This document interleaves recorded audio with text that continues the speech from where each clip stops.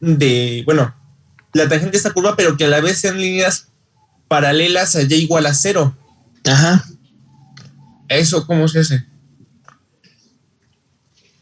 Pues es muy sencillo, simplemente buscas pues como se está comentando aquí. Déjame, voy a abrir una pizarra. Dame un segundito porque no la tenía lista. Déjame abrir una pizarra para platicarlo. Esa curva, bueno, no sé qué sea, no sabría en este momento qué es, pero la situación que tendría sería más o menos la que voy a describir a continuación. Déjame, voy compartiendo la pantalla. Profe, es una elipse. Ok, de acuerdo, gracias, Alexis. Ok, entonces, bueno, vamos a suponer que tenemos precisamente nuestra elipse, vamos a suponer, seguramente es una elipse rotada, ¿sí? Y pues finalmente lo que se me está pidiendo es esto, o sea, tengo la curva, vamos a pensar que es esta, y vamos a suponer que aquí más o menos estuvieran nuestros ejes, y la recta y igual a 0, espero que ustedes estén de acuerdo conmigo, pues corresponde precisamente al eje de las X, ¿sí? Entonces lo que se me está preguntando, déjenme ver nada más la pregunta en concreto, las ecuaciones de las rectas tangentes a la curva que son paralelas a la recta y igual a 0. En otras palabras, quiero dos rectas que sean tangentes a esta curva. Un segundo, se me está acabando la batería, un segundo.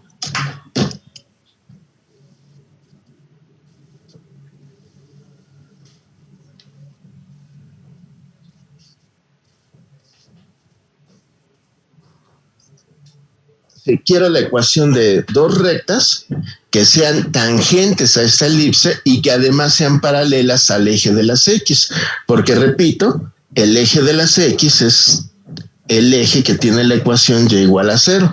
En otras palabras, salvo que el dibujo pues no me va a salir muy bonito, pero yo quiero una recta tangente que más o menos va a pasar por aquí y otra recta tangente que más o menos va a pasar por aquí. Entonces es un poquito como otro problema que me preguntaba en la clase pasada, pensando por supuesto que estas rectas son paralelas a la recta y igual a 0, que es el eje de las X. ¿Sí? Entonces en este caso, lo que insisto, como un problema que me preguntaron también en la sesión anterior, típicamente me dan la función y un punto para que yo encuentre la pendiente de la recta tangente. En este caso, digamos, tenemos la situación invertida. Me están dando la función, pero en lugar de darme un punto, me están dando el valor de la derivada, porque la derivada corresponde a la pendiente de esta recta. Entonces aquí claramente, pues esta recta por ser horizontal, pues tiene pendiente igual a 0. Recuerden que la pendiente es la tangente del ángulo de inclinación y el ángulo de inclinación en este caso sería 0. Entonces me están dando la pendiente para que yo encuentre quiénes son estos puntos. Insisto, el problema normalmente me dan el punto para que yo encuentre el valor de la tangente. En este caso me están dando el valor de la pendiente de la recta tangente. Me dan el punto para que yo encuentre el valor de la pendiente de la recta tangente. Y en este caso es al revés. Me están dando el valor de la pendiente para que yo encuentre el punto. Sí, eso es lo que se me estaría preguntando. Dice aquí, tengo una... bueno, esa es otra duda. Ahorita voy para allá, Ricardo. Muy bien. No sé si eso contesta tu pregunta, Elliot.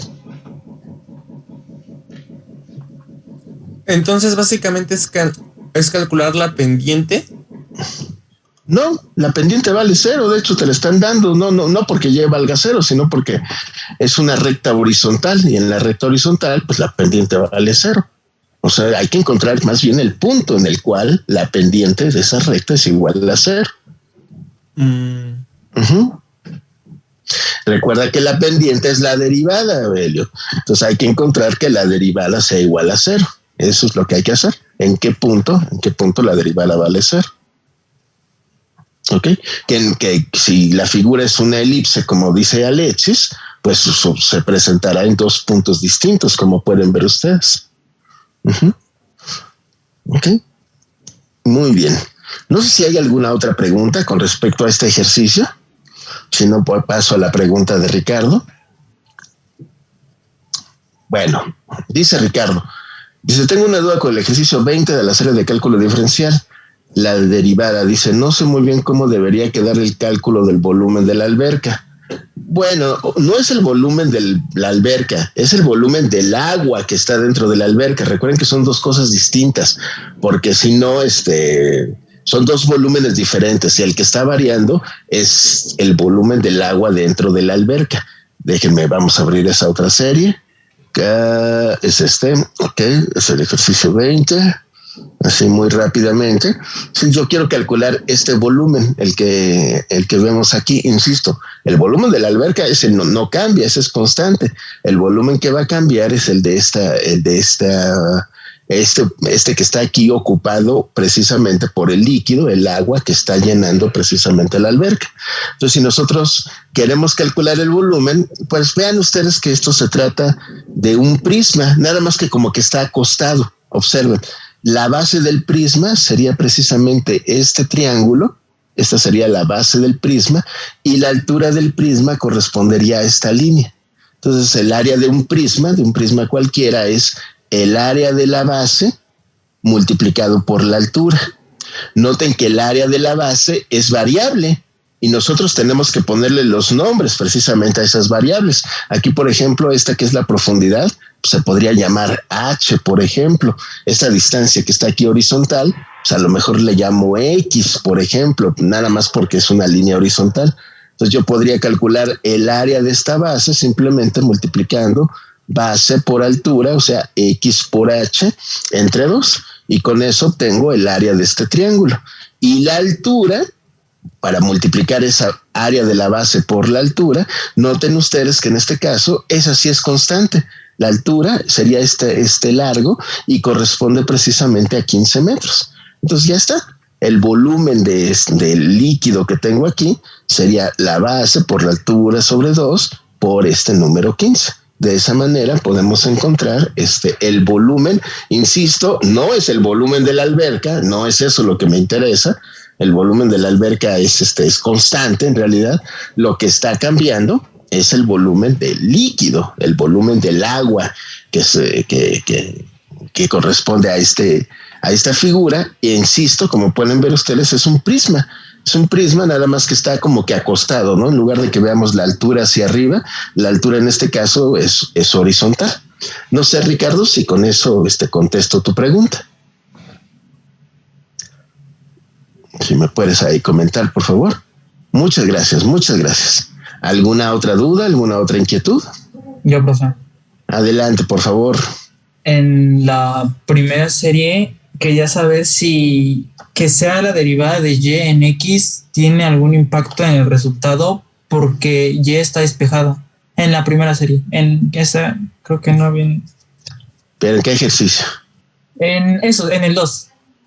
Ajá. En ejercicios como esos donde la y ya está despejada, es de forma explícita. ¿No habría cambio en el resultado, sí? No. Recuerden que y es f de x, o sea, da lo mismo que me den f de x o que me den y directamente, es lo mismo. Finalmente, como bien dices, es la forma explícita. La función se puede representar de las dos maneras. Recuerda que normalmente decimos eso, y es el resultado de la f aplicado a x, y es f de x o y es g de x. Entonces, para ya no ponerle, supongo que se les acabó la creatividad, son la letra f, g, h, y ya no quisieron usar la i, me imagino, porque ahí también representa el número imaginario. Entonces dijeron, ya ponle y nada más, y por eso en estos incisos ya nada más le pusieron la letra y. Sí, pero es la representación de la función también. Uh-huh. Ajá, pero me refería a que como ya está despejada, entre comillas, y, ya no influye en el resultado que sea la derivada de y en x, ¿o sí? No, pero tampoco acá arriba. O sea, para encontrar, por ejemplo, la derivada de y en x de esta función, pues asumes que y es igual a f de x. Aquí ya no tienes que asumir nada, aquí ya te están diciendo que y es igual a esto. Acá en el inciso A lo primero que tendrías que hacer es decir, bueno, y va a ser igual a todo esto que está aquí. Sí, en la segunda igual, y será igual a este cociente, y será igual a este producto, y así sucesivamente. No tiene ninguna implicación en realidad. Es solo una cuestión de notación. Vale, profe. Tengo otra duda en el ejercicio 8 de esa misma serie. Uh-huh. No. Sí, de esa misma serie creo que es. Ajá. Es que si derivo el... no, esa no es. Uh-huh. Es la otra serie. Uh-huh. Ahí. No. Esta es otra. No es tampoco. No es este, debe ser este. Ajá, el 8. Sí. Ahí, si derivo X en T y Y en T y aplico la regla de la cadena, me da la pendiente de la recta tangente, ¿no? Ajá, en función de T. Ajá, y esa, como tenemos una recta tangente ya, ahí definida, las podría igualar y sacar el valor de X. La pendiente, sí. Ajá. Por supuesto. Sí, es que esa no es la recta tangente, nada más te dicen que la recta tangente es paralela a esta otra recta. Entonces, como son paralelas, comparten la inclinación, y si comparten la inclinación significa que tienen la misma pendiente. Entonces puedes igualar a la pendiente, pero esta no es una recta tangente, ¿eh? Es un poquito como el ejercicio que ahorita decía Elliot. Claro, esta recta no es el eje de las X, es una recta que sí está inclinada, pero es muy parecido al problema que proponía Elliot, en el sentido de que tengo que encontrar la ecuación de la recta tangente que es paralela a esta otra recta. Entonces te están dando una recta como dato, pero no quiere decir que esa recta sea la tangente, solamente que tiene la misma pendiente que la recta tangente. ¿Estamos de acuerdo? Sí, profe. Muchas gracias. Muy bien. Sí. Sí, es que también tengo duda en el 18. La verdad no supe cómo proceder. No tengo bastante imaginación para eso. Pues no, hay que pensarle nada más. Dice, la cuerda de un papalote se desarrolla en forma uniforme. Sí, pues ya lo vi, si a una altura de 40 metros, el viento arrastra el papalote, etcétera. Ok, entonces, más o menos la situación sería la siguiente, ¿no? Yo lo que tengo es que aquí vamos a suponer que aquí está el piso, que aquí está uno parado. Vamos a pintar aquí una persona. Sí, hay una persona y está volando precisamente aquí un papalote. Entonces, si no lo leí mal, este papalote, perdón, es que aquí vamos a pensar que fuera el papalote, y y la cuerda se está desenredando. Aquí me parece que lo que es importante es que el papalote siempre se encuentra a 40 metros de altura.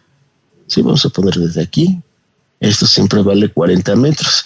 Entonces, la cuerda se está desenrollando, pero el papalote solo está avanzando de manera horizontal. ¿Sí? Solamente está avanzando para acá. Entonces, mientras el papalote va avanzando, la cuerda se va desenredando. Déjame ver cuáles son los datos. El papalote se desarrolla de manera uniforme a razón de 50 centímetros por segundo. Entonces, lo que se está desenrollando es el hilo, eso es lo que está creciendo cada segundo, medio metro, cada segundo 50 centímetros. Entonces, lo que tenemos, lo que estaremos observando es que si me permites, como le llamen los otros problemas, esta Z es la que se está desenrollando a 50 centímetros por segundo, es decir, la derivada de Z con respecto de T son estos 50 centímetros sobre segundo. Y la pregunta sería, bueno, ¿cuánto valdrá entonces esta rapidez, la rapidez con que el papalote está moviéndose hacia la derecha? Sí, no quiero estropearlo, no quiero hacer el planteamiento correcto, esa es su tarea, sí, no quiero arruinar ese trabajo, pero entonces lo que tendría que hacer es encontrar aquí una variable, no sé, X o como se llame, eso ya tendrá que ver con la geometría que ustedes decidan implementar, y esta sería precisamente mi incógnita, ¿no? ¿Con qué velocidad se está moviendo el papalote hacia la derecha? Que me parece que es la pregunta que se está citando aquí, ¿no? ¿Con qué rapidez? ¿Y cuál es la rapidez con la que se mueve el papalote cuando se ha desenrollado 60 metros la cuerda? Recuerden que ese 60 se escribe hasta el final. O sea, ¿con qué rapidez se está moviendo el papalote?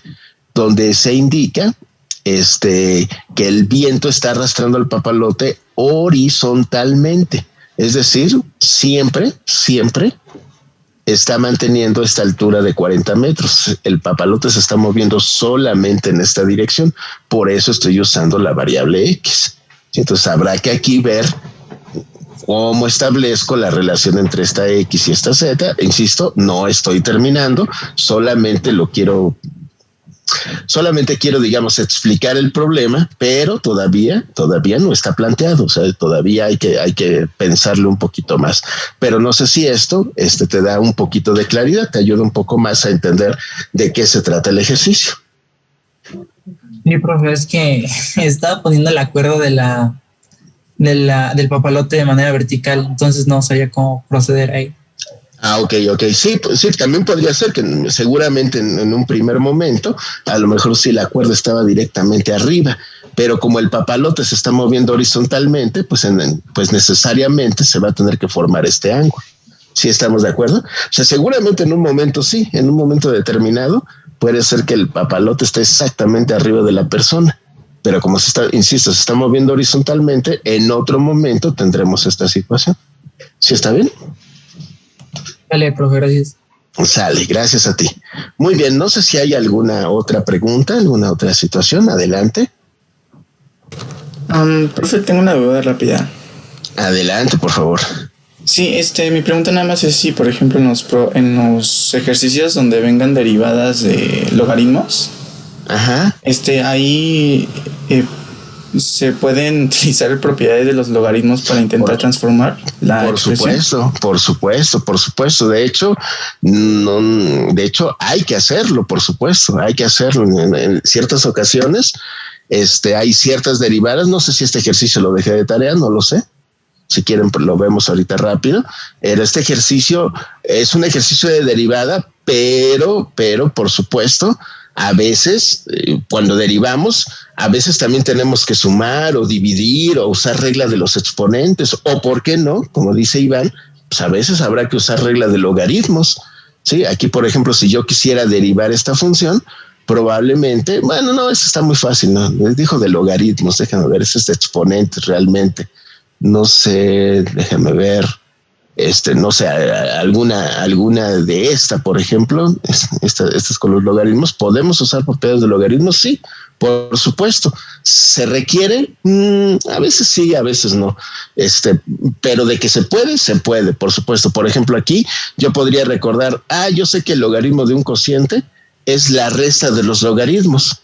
Sí, eso es algo que estudiamos en el bachillerato. Bueno, pues perfecto. En lugar de pintar que y es el logaritmo de esta raíz entre esta otra raíz cúbica, lo pinto como el logaritmo natural de la raíz cuadrada menos el logaritmo natural de la raíz cúbica. Y después derivo. Por supuesto que se puede. Sí. Que aquí tengo el logaritmo en base 4. Híjole, pero a mí nada más me enseñaron a calcular la derivada cuando la base es el número e, recordarán. Pues tendré que recordar cómo se cambiaba la base de los logaritmos. Bueno, utilizo tal fórmula y entonces ahora sí derivo. Sí, por supuesto que habrá situaciones en donde sea indispensable utilizar reglas de logaritmos y otras, digamos, donde pues es más bien opcional, ¿no? Dependiendo de si conviene o no para cuestiones operativos. Sí, pero se podría hacer utilizando las propiedades o no. Sí, estamos de acuerdo, Iván. Sí, insisto, esto no es nuevo. O sea, cuando derivamos funciones trigonométricas, pues frecuentemente usamos trigonometría. O sea, no nada más derivamos y ya. Normalmente hacemos alguna simplificación utilizando trigonometría. Cuando hacemos derivadas de funciones algebraicas, también normalmente hacemos álgebra. Pues no es de extrañar que si vamos a derivar funciones logarítmicas, pues ocupemos de repente propiedades precisamente de los logaritmos. Así es. Muy bien.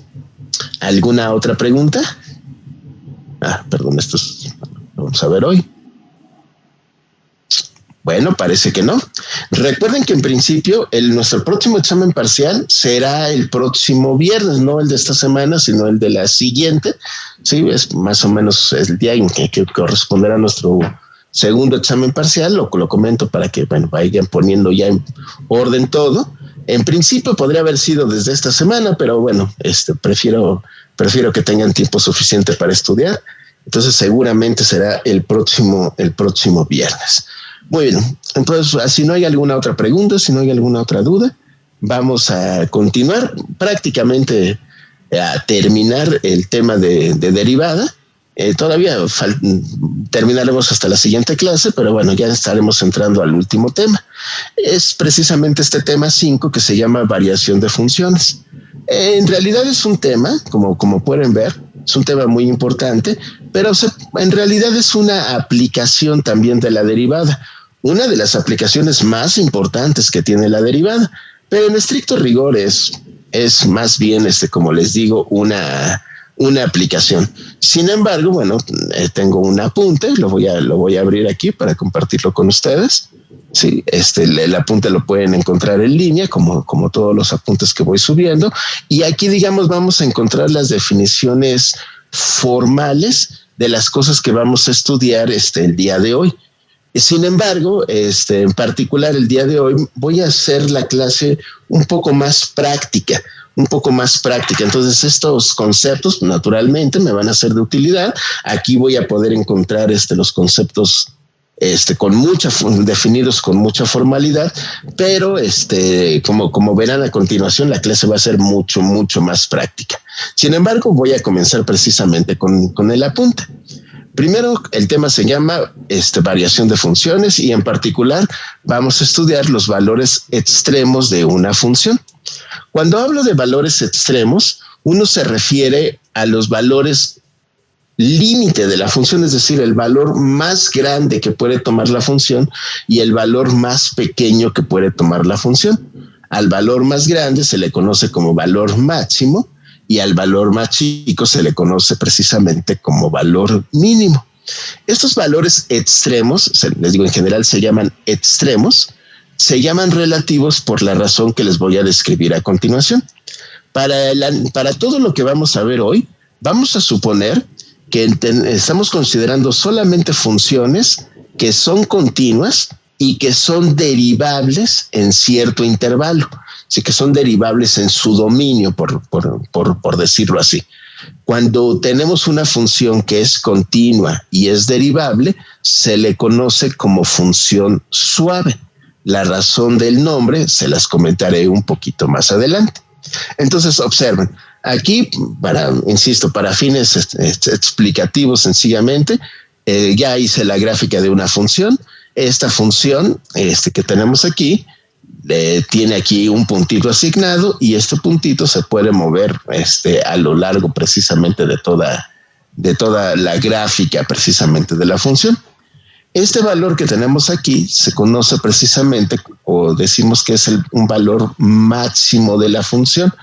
Sí, es máximo, pero digamos que es máximo nada más con respecto a los elementos que están rodeándolo precisamente.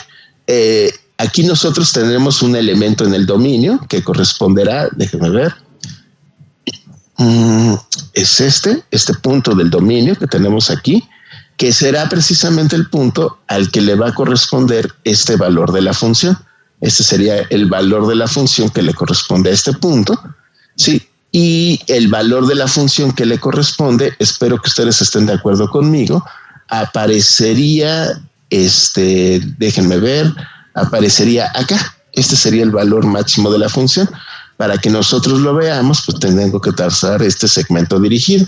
Es decir, para este punto en particular, para este punto que tenemos aquí, que es el máximo de la función, tenemos asociado un punto sobre el dominio y un punto sobre el codominio. El punto sobre el dominio recibe el nombre de valor crítico. Este es el valor crítico, a veces también se le llama punto crítico. Estrictamente hablando, pues es un valor del dominio, al cual si le aplicamos a la función, obtenemos precisamente este valor, que es el que se conoce como el valor máximo de la misma, el valor máximo de la función. Insisto, se llama valor máximo porque si yo lo comparo con los valores de la función para puntos que estén a la izquierda o a la derecha de este punto crítico, de este valor crítico, notarán ustedes que el valor de la función digamos, en este punto es más grande que para cualquier punto que se encuentre a su izquierda o a su derecha. Por eso a este se le llama máximo. Pero decimos que es relativo porque verán ustedes que aquí en esta función hay valores de X que tienen valores mucho más altos para la función. Sí, aquí, por ejemplo, para este valor de X que estaría en esta línea, pues la función vendría hasta por acá arriba y sería mucho más grande que este máximo que tenemos aquí. Por eso a este máximo a veces se le conoce, bueno, de hecho así se le llama, se le conoce como máximo relativo. Es relativo justamente solo a los elementos que se encuentran rodeando al punto crítico. Si me permiten, voy a hacer una analogía un poco burda, un poco ingenua, para que se entienda mejor este concepto. Vamos a suponer que esta función, ¿sí? Esta función, cuya gráfica estamos viendo aquí, esta función f, describe qué tan guapa es una persona. Y vamos a suponer que ponemos a un montón de personas aquí sobre el eje de las X. Ponemos una persona, luego otra, y así todas pegaditas. Y entonces nosotros vemos la guapura de este elemento, de esta personita que está aquí, y resulta que guay, así sí está guapo, ¿no? Pero si nosotros nos fijamos en uno que estuviera más a la derecha, pues estaría un poquito más guapo. Pero el más guapo de todos los que están aquí sería precisamente el que estuviera posicionado en este punto en particular. ¿Sí? Este sería el más guapo, pero solamente con respecto a las personas que se encuentran, como le estoy comentando, las personas que se encuentran a su alrededor. Es el más guapo de las personas que están cerca de él. Pero, por supuesto, hay personas mucho más guapas que se encontrarían por acá, de este lado. Entonces, digamos que este es el más guapo solamente de manera relativa. Es el más guapo de manera local. Localmente, esta es la persona que tiene la guapura más grande, pero eso no quiere decir que más adelante en la función o quizá más atrás no haya una persona que es todavía más guapa que ella. ¿Sí? Por eso es que este tipo de valores máximos de la función se llaman precisamente valores máximos, pero relativos, sí, relativos a una cierta vecindad, a un cierto intervalo, como les estoy comentando. Y así como hay máximos relativos, también vamos a tener valores mínimos relativos. Por ejemplo, aquí este punto que estoy señalando aquí, pues también corresponderá al mínimo de la función, a un mínimo de la función. Insisto, es relativo porque verán ustedes que aquí hay valores todavía más pequeños para la función. Este punto que estoy señalando aquí correspondería a un valor de la función aún más pequeño. Pero insisto, para este valor mínimo relativo, ese valor mínimo relativo se encontrará precisamente en otro punto crítico, en otro valor crítico. Así se llaman estos valores en donde tenemos los máximos o los mínimos relativos, y que en conjunto, insisto, se denominan extremos relativos. ¿Ok? Entonces ese sería el valor crítico. Este de acá sería precisamente el valor mínimo relativo, y bueno, para que los localicemos, normalmente representamos estas líneas punteadas. Entonces ahí tendríamos nuestro máximo relativo y nuestro mínimo relativo. Indíquenme por favor si hasta este punto ustedes tienen alguna pregunta. Bueno, parece que no. Entonces yo continúo. Bueno, ¿cómo le vamos a hacer para localizar? Bueno, gráficamente pues es muy fácil, ¿no? Ahí los estamos viendo, ¿no? Estamos viendo el máximo y el mínimo de una función de manera visual. Voy aquí a dejar un par de minutos el curso de cálculo y geometría analítica para contarles algo que vamos a encontrar en el futuro. Ahorita estamos estudiando funciones de una sola variable.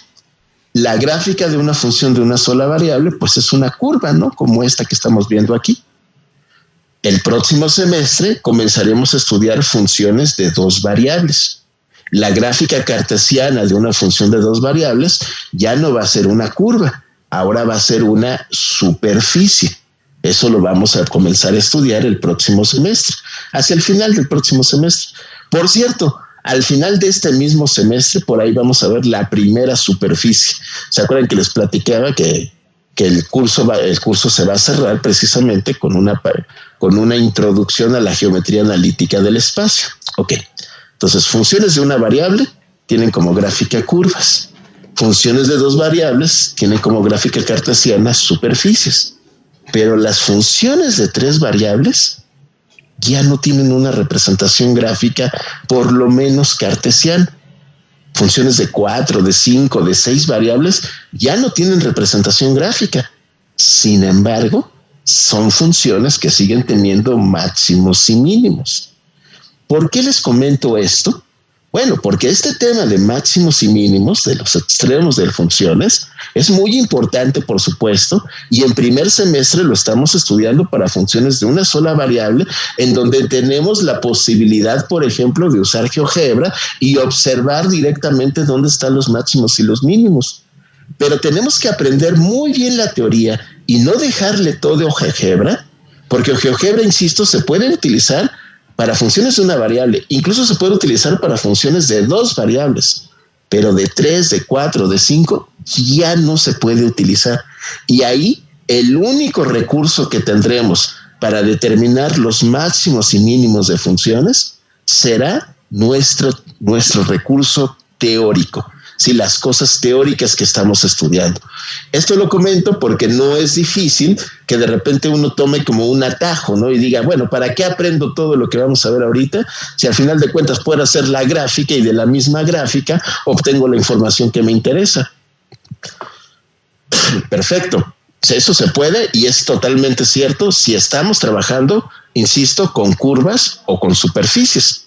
Pero si empezamos a trabajar con funciones de más de dos variables, ya no tenemos ninguna geometría que me apoye. Y los datos pero los conceptos algebraicos, los conceptos formales, esos persisten, esos se siguen utilizando. Entonces, no se vayan a confiar y decir, no, pues ¿para qué estudio todo esto que me va a decir el profesor? Si a fin de cuentas, pues nomás meto la función ahí a GeoGebra y GeoGebra me va a dar todos los resultados. Insisto, sí, pero solamente para estas funciones de una sola variable. Y nosotros nos estamos preparando para trabajar como ingenieros. Y como ingenieros, difícilmente vamos a encontrar funciones que dependen de una sola variable. Normalmente trabajaremos con funciones de muchas variables. Ahorita, digamos, estamos poniendo los cimientos, las bases que me permitirán construir el cálculo integral, el cálculo diferencial de esas funciones de muchas variables. Entonces, por favor, ténganlo en cuenta. Muy bien. Entonces, ahora sí, regreso a la pregunta que les estaba haciendo. ¿Y cómo le voy a hacer para determinar cuáles son estos valores, este valor máximo y este valor mínimo de la función? Bueno, lo vamos a hacer de la siguiente manera. Vamos a recordar a nuestra derivada. Recordarán que la derivada es geométricamente representa la pendiente de la recta tangente a la curva. Entonces, si me permiten, aquí voy a trazar la derivada. Vean que esta derivada, más que la derivada, la recta tangente, sí, esta recta tangente pues depende del punto precisamente de tangencia. Pongan por favor mucha atención.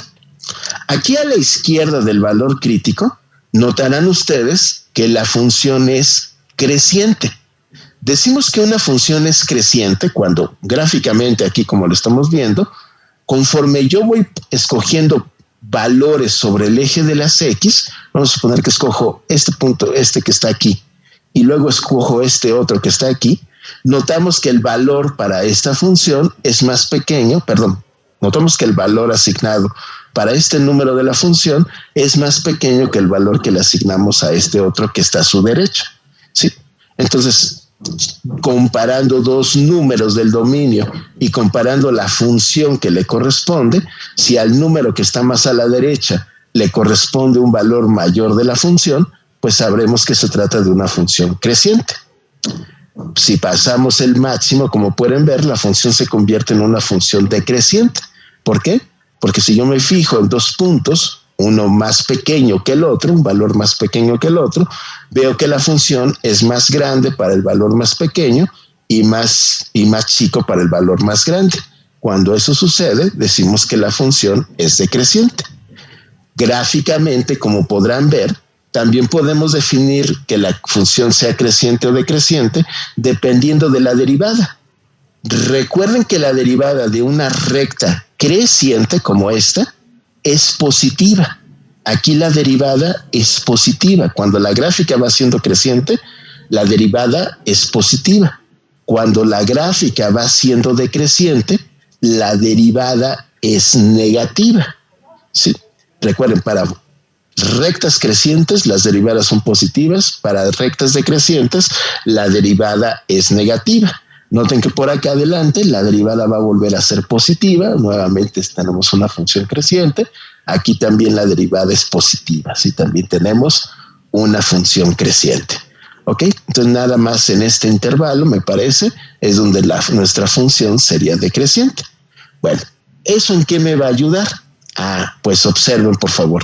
Si nosotros estamos interesados en encontrar el valor máximo de la función, insisto, el valor máximo relativo de la función, notarán ustedes que ese es un punto donde precisamente esta característica de creciente y decreciente cambia.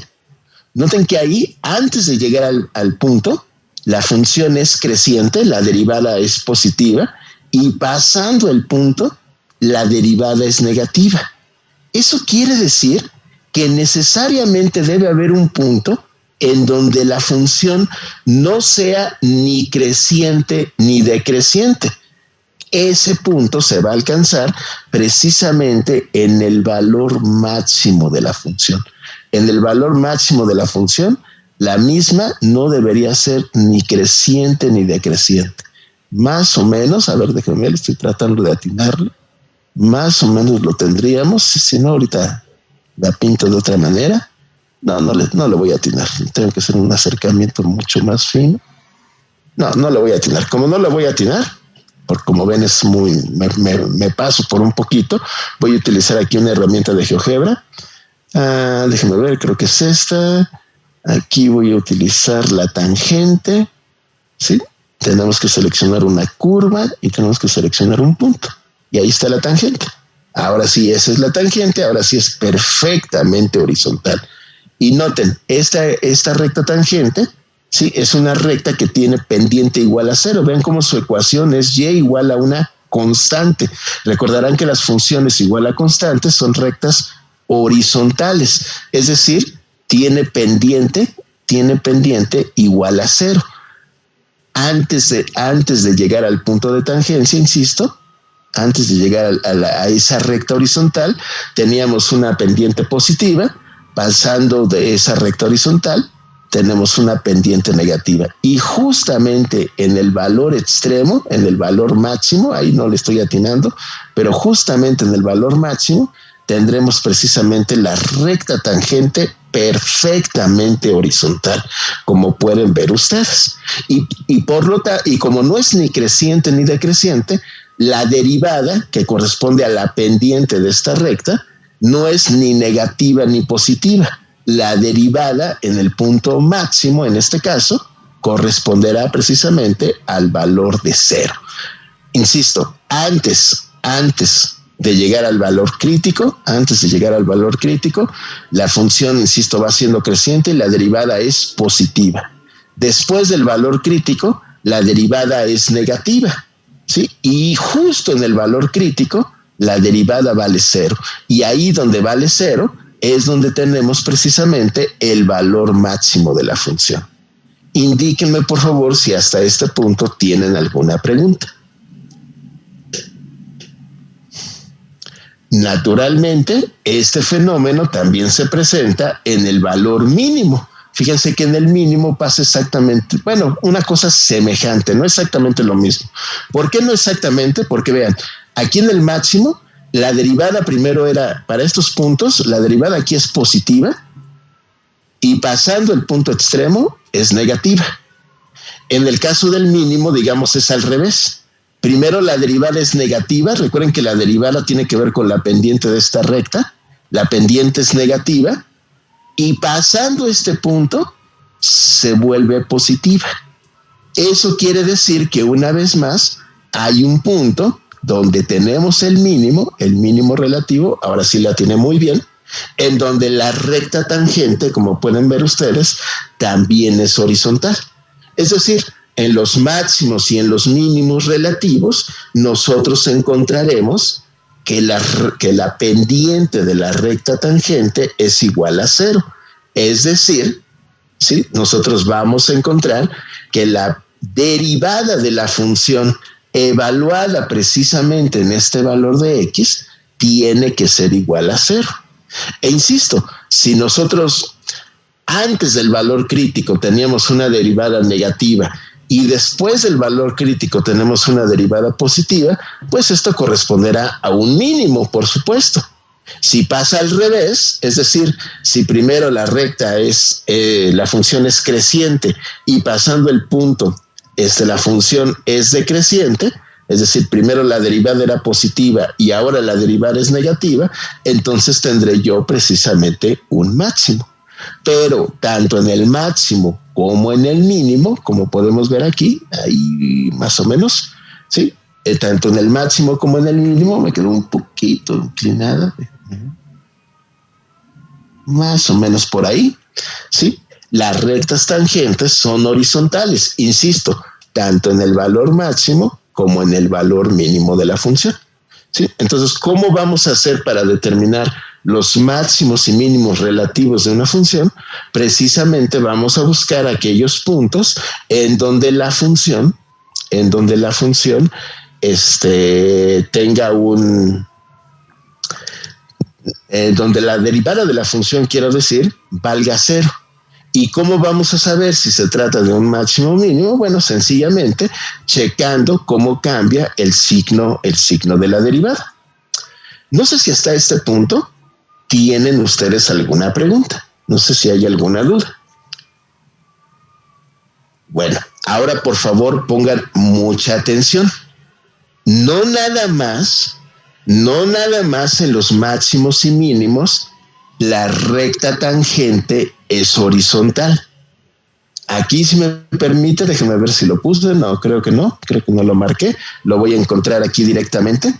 Quiero que noten que si me voy moviendo sobre la función, sobre la gráfica de la función, voy a llegar a este punto y llegando a este punto, la recta tangente va a volver a ser horizontal.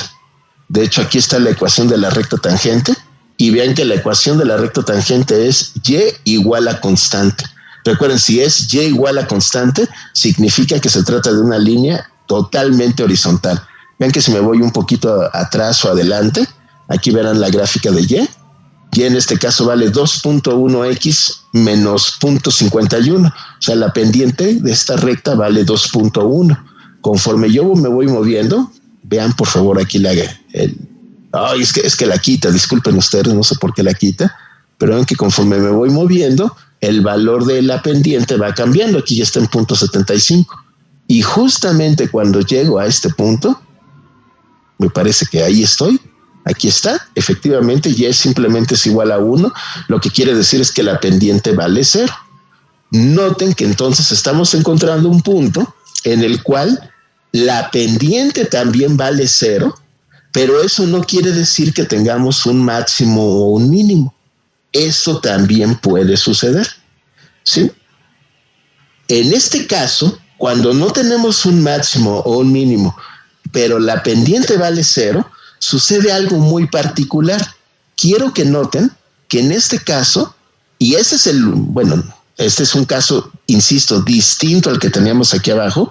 Noten que aquí la pendiente como que va siendo tangente a la gráfica, pero nada más, digamos, va siendo rasante. La recta tangente está de un solo lado de la gráfica. Vean que aquí está por abajo de la gráfica y acá está por arriba de la gráfica, como pueden ver ustedes. Sin embargo, en este punto en particular, quiero que observen que la recta tangente en un lado está por arriba de la gráfica y en otro lado está por abajo de la gráfica. Es decir, la recta tangente está atravesando a la gráfica. Cuando una recta, no importa si es la tangente, si es la tangente en este caso, cuando una recta tangente atraviesa la gráfica, en ese punto no vamos a tener en general máximos o mínimos. Decimos que este es un punto de inflexión. Estos son los famosos puntos de inflexión. Son aquellos puntos, insisto, en donde la recta tangente cruza la gráfica, de tal manera que parte de la recta tangente queda por arriba y parte de la recta tangente queda por abajo, precisamente porque está atravesando a la gráfica. Entonces puede suceder que cuando nosotros encontramos los valores en donde la derivada de la función valga 0, puede suceder que tengamos un máximo, puede suceder que tengamos un mínimo, pero también puede suceder que no tenga ni máximo ni mínimo, sino que ahora lo que tenga sea un punto de inflexión. ¿Cómo vamos a saber si se trata de un punto de inflexión y no de un máximo o de un mínimo? Una vez más, con el análisis de la derivada. Observen, la derivada antes de llegar al punto de inflexión, espero que vean ustedes que va a ser positiva, porque la pendiente de esta recta es positiva, debido a que es una recta creciente. Llegando al punto de inflexión vale 0, pero pasando el punto de inflexión sigue siendo positiva. ¿Se fijaron? Aquí venía siendo positiva, llegamos a que vale 0, la derivada vale 0 en este punto, y pasando este punto, la derivada vuelve a ser positiva. Entonces, cuando esto sucede, cuando no cambia esta tendencia de crecimiento de la función, está siendo la función creciente y pasando el punto sigue siendo creciente, tendremos entonces un punto de inflexión. ¿Qué pasaba en el mínimo? La función primero era creciente y pasando el punto crítico, la función fue decreciente. Era creciente y se convirtió en decreciente, mínimo. Y acá era creciente y se convirtió en decreciente, entonces es un máximo. Acá es creciente y sigue siendo creciente, entonces tendremos precisamente un punto de inflexión. No sé si hasta este punto tengan ustedes alguna pregunta. No sé si hay alguna duda.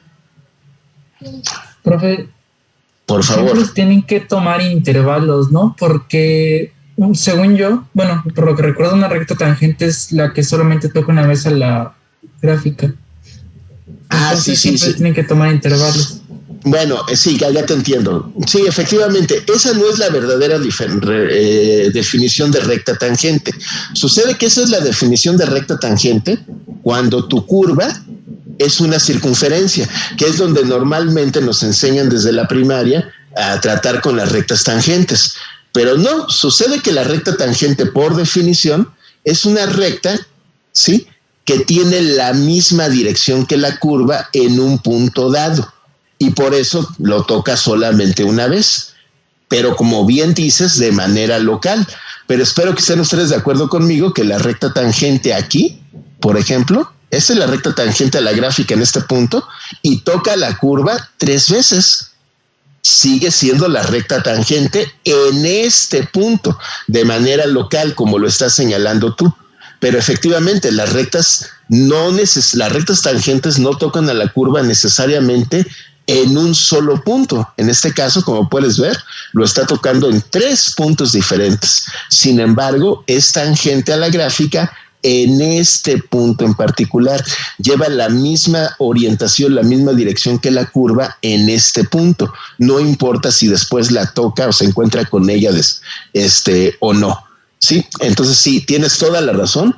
El concepto de recta tangente es un concepto local. Por eso nuestro compañero habla de un intervalo, ¿sí? Porque sí es posible, y esto contradice, digamos, lo que nos enseñan en la primaria, que la recta tangente toque a la gráfica en más de una ocasión.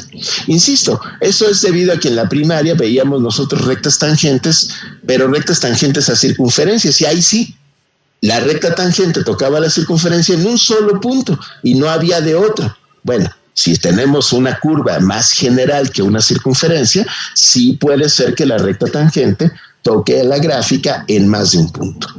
Muy bien, no sé si con eso, bueno, en realidad no fue pregunta, fue nada más un comentario que hiciste. No sé si con eso queda claro. Sí, profe, gracias. Muchas gracias a ti, muchas gracias a ti. Muy bien, entonces insisto, donde la derivada vale... Sí, adelante, por favor. Perdón, es que justo es eso, pero entonces o sea, se dice en la segunda sección de la función, no sé cómo decirlo de inicio. Ajá.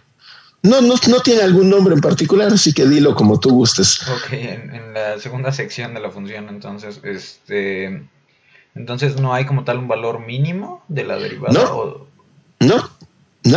No hay, de la función. O sea, la derivada sirve para saber si la función tiene máximo o si la función tiene mínimo. Pero en esta otra parte, aquí la función no tiene ni máximo ni mínimo. Sí, no tiene ni máximo ni mínimo, como puedes ver. Lo que tenemos es simplemente un punto que te digo se conoce como punto de inflexión.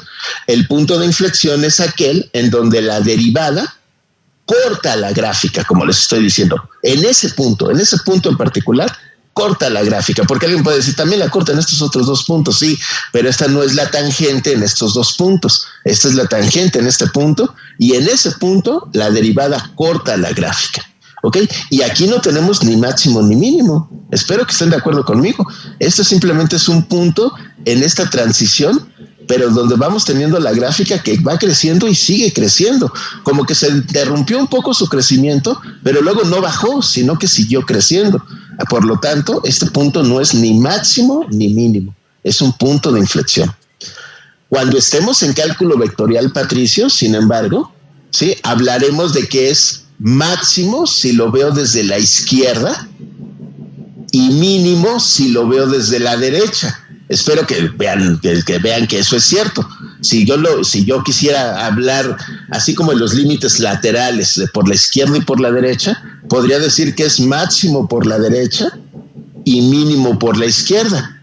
Pero de los dos lados, no, por los dos lados, no tiene una sola naturaleza. En cambio, de aquí sí, fíjense, es máximo si me acerco por la izquierda y máximo si me acerco por la derecha.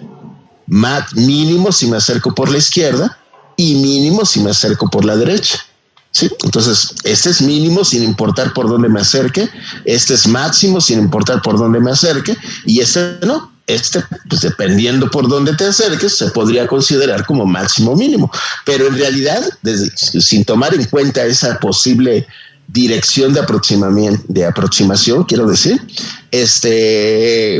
no podría decir si esto corresponde a un máximo o un mínimo. De hecho, no hay ni máximo ni mínimo. La función sigue creciendo. Simplemente como que fue creciendo más lento, pero después siguió creciendo. No es que comenzara a bajar. Entonces, en este punto no tenemos ni máximo ni mínimo. Insisto, se conoce como punto de inflexión. Dice, ¿y podemos encontrar más de un punto de inflexión en la gráfica? Por supuesto que sí. Nada más que primero déjenme terminar con estas preguntas que me están haciendo. Ahorita voy para allá. ¿Alguna otra pregunta? Además de esta que hace Eli, que es muy, muy buena. ¿Alguna otra pregunta? Profesor, tengo una duda. Adelante, por favor. Sí, por ejemplo, en este caso la función tiene un máximo relativo y un mínimo relativo porque, o sea, tiene valores más grandes y más chicos. Ajá. ¿Esos? Pero entonces, por ejemplo, para que ya no sean relativos, o sea, como que tendríamos que acortar el dominio de la función o algo así. Por ejemplo, sí. Eso lo vamos a estudiar la siguiente clase. Efectivamente, hay veces que si tienes el valor más grande de la función, por ejemplo, si nada más acortáramos nuestro dominio de aquí a aquí, ¿sí? Si nada más fuera de este cuadrito a este cuadrito, ese sería el máximo y ese sería el mínimo, seguirían siendo. Pero ahora, ya que lo preguntas, lo voy a mencionar, aunque insisto, lo vamos a estudiar en la próxima clase. Ahora se llaman máximo absoluto y mínimo absoluto. Porque siguen siendo relativos, o sea, siguen siendo valores máximos y mínimos relativos, pero también serían el mayor valor de la función, puesto que esta parte ya no existiría si el dominio terminara aquí. Y efectivamente, cuando nosotros tengamos un intervalo cerrado, sí vamos a, como nuestro dominio, sí vamos a poder hablar de los máximos y los mínimos de la función, pero de manera absoluta, no nada más relativo. Este será el más guapo de todos, considerando todo el dominio, entendiendo que la gente que se paró aquí para medir su guapura, toda la gente que se paró aquí, nada más estuvo parada desde este punto hasta este punto. Más allá de esta línea, ya no vamos a tener personas a las cuales medirle su guapura. Entonces, este sí sería el más guapo de todos y este valor máximo relativo también sería un valor máximo absoluto. Insisto, eso lo vamos a estudiar en la próxima clase, pero lo menciono así de manera tangencial, solamente para atender tu pregunta. No sé si con eso queda contestada.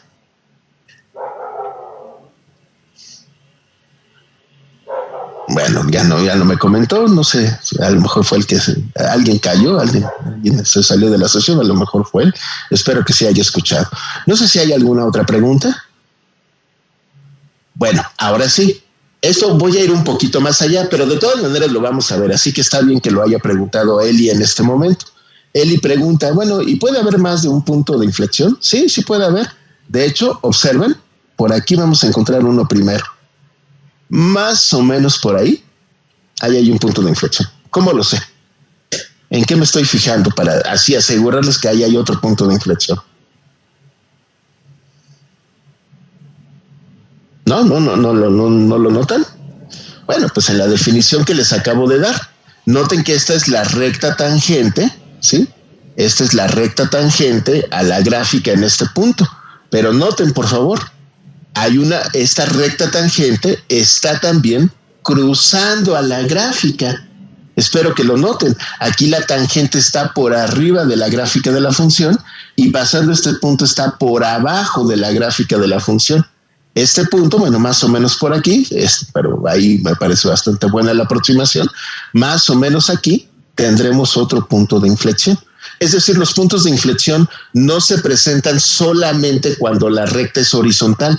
También podemos tener puntos de inflexión cuando la recta está inclinada. Aquí tenemos, creo yo, más o menos claramente otro punto de inflexión que no corresponde tampoco a un máximo o a un mínimo. Simplemente es el punto en donde esta recta tangente está cambiando precisamente de posición relativa a la gráfica de la curva. Y hay otro, si me permiten, si nos vamos por aquí, vean que todos estos puntos la gráfica está por abajo y por acá la gráfica ya está por arriba. Eso quiere decir que debe haber por acá también un punto de inflexión. Yo creo que por ahí tenemos otro punto de inflexión. Vean aquí la gráfica, la recta tangente queda por abajo de la gráfica, como pueden ver ustedes. No, miren, aquí me pasé. Ahí, creo que ahí está mejor. Vean que mientras más hago el acercamiento se nota mejor. Ahora sí me parece que la recta tangente, aproximadamente, por supuesto, pero vean aquí, más o menos por aquí está el punto de inflexión, porque vean que en este punto la recta tangente sí quedaría por abajo de la gráfica y pasando este punto queda por arriba. No es muy claro de ver, se necesita una escala muy chiquita, pero ahí se nota efectivamente que aquí tendría otro punto de inflexión. Insisto, donde esta recta tangente corta la gráfica. La recta tangente en el punto de tangencia atraviesa la gráfica. Sí, entonces tenemos en realidad 3 puntos de inflexión aquí por lo menos. Este que estoy señalando aquí, este que les estaba comentando de este lado y este otro que está aquí. Es el último, es el que tenemos que tener mucho cuidado, porque además sí es punto de inflexión, pero se podría confundir con un máximo o un mínimo, porque en él la derivada vale 0. Entonces se podría confundir con un máximo o un mínimo. Por eso hay que ser muy cuidadoso en este punto de inflexión en particular. Pero noten ustedes que hay también otros puntos de inflexión en donde las rectas tangentes, insisto, no son horizontales. No sé, Eli, si eso contesta tu pregunta.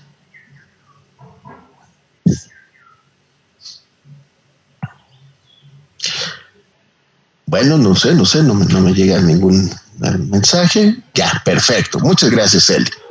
Ahora, Me voy a adelantar aquí bastante, pero quiero aprovechar la pregunta de Eli, nada más para comentar, aunque lo vamos a ver hoy mismo, pero en unos minutos todavía, que los puntos de inflexión me van a servir para definir otra cosa de las curvas que se llama concavidad. ¿Sí? Los puntos de inflexión son los puntos donde la curva, decimos que la curva cambia de concavidad. La concavidad tiene que ver con que si la gráfica, digamos, abre hacia arriba, como si fuera una parábola, o si la gráfica abre hacia abajo.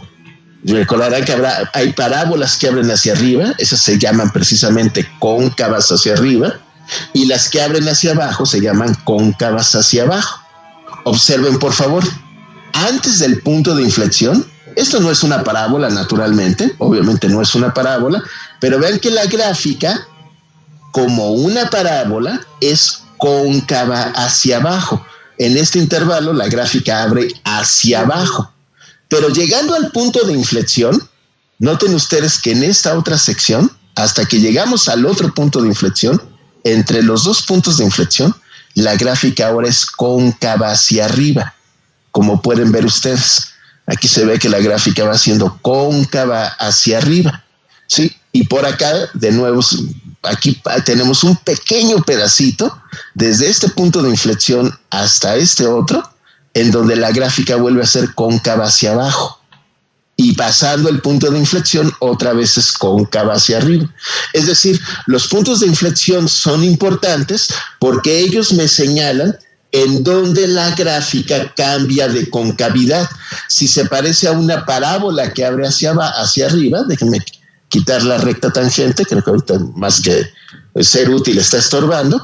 Vean que antes de este punto, yo puedo ver esto como una especie de parábola, o bueno, es como una parábola que abriera hacia arriba, perdón, hacia abajo. Estrictamente hablando, insisto, pues esto no es una parábola, pero bueno, se parece en que abre hacia abajo. Y aquí esto se parecería a una parábola, pero que abre hacia arriba, ¿sí? Precisamente hasta que la concavidad vuelve a cambiar, aquí otra vez es hacia abajo, y llegando al siguiente punto de inflexión, la concavidad cambia de nuevo a positiva. Entonces, los puntos de inflexión son puntos donde precisamente cambia esta propiedad de las curvas que se llama concavidad. Sí, insisto, cóncava hacia arriba quiere decir que es como una parábola que abre hacia arriba. En este pedazo claramente es cóncava hacia arriba. En este pedazo claramente es cóncava hacia abajo, la curva está abriendo hacia abajo. ¿Y dónde se presentó ese cambio de concavidad? Precisamente en un punto por aquí intermedio, que es el punto de inflexión. Los puntos de inflexión sirven para determinar los puntos, justamente los lugares exactos en donde la gráfica cambia de concavidad. Justo en el punto de inflexión, sí, justo en el punto de inflexión, la curva no es ni cóncava hacia arriba ni cóncava hacia abajo. Digamos que está en un periodo de transición. De la misma manera que en el máximo, por ejemplo, o en el mínimo, donde sí le atino bien, en el máximo y en el mínimo, la derivada no es ni positiva ni negativa. Es cero porque la función no es ni creciente ni decreciente. En el máximo y mínimo, la función no es creciente, tampoco es decreciente, está en un punto justo de cambio. Ahí la derivada vale cero. Sí, lo mismo sucede con el mínimo. Y en los puntos de inflexión, insisto, lo que cambia es la concavidad de la curva. Sí, simplemente lo menciono, insisto, aunque lo vamos a ver hoy mismo, pero un poquito más adelante, para atender un poquito la pregunta de nuestra compañera. Muy bien, no sé si hay alguna otra pregunta. Yo sé que es mucha información, insisto, ahorita vamos a ver que toda esta información está contenida en el apunte, pero yo quería, más que leer el apunte, pues hacerles la presentación visual. Díganme por favor si tienen alguna pregunta todavía. Profesor. Sí, por favor. Los puntos de inflexión, o sea, solo van a estar en un punto exactamente de la función. Bueno, puede haber varios, pero sí son un solo punto, exactamente. O sea, no son, es que, o sea, no entiendo, o sea, por qué a fuerzas punto es ahí, no un poquito más arriba, un poquito más abajo. Bueno, es que es el punto exacto en donde la curva atraviesa la línea roja, la línea tangente atraviesa la curva. Por una cuestión de escala parece que son varios, pero es nada más por una cuestión de escala. Si me acerco lo suficiente, sí, híjoles, que no sé hasta dónde me tendría que acercar, pero veríamos un momento en donde la línea roja y la línea verde en realidad no coinciden.